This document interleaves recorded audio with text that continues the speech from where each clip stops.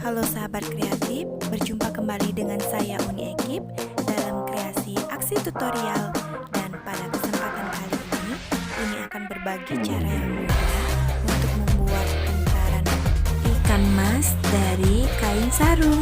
Langsung aja ke tutorialnya.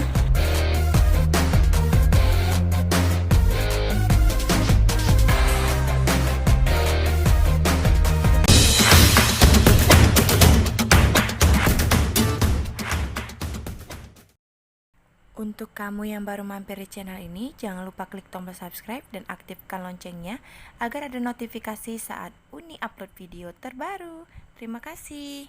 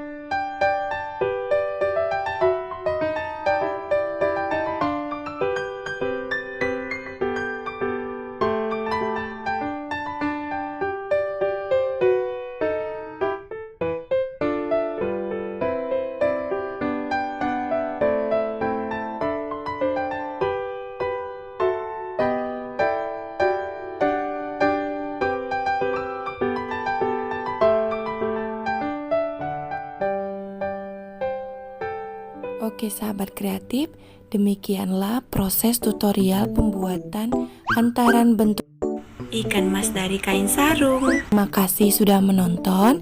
Jangan lupa klik tombol subscribe dan aktifkan loncengnya agar ada notif saat Uni upload video terbaru. Dan jangan lupa share video ini ke teman, keluarga, ataupun sahabat kreasi aksi tutorial agar bermanfaat dan semoga kalian berhasil mencobanya. Terima kasih.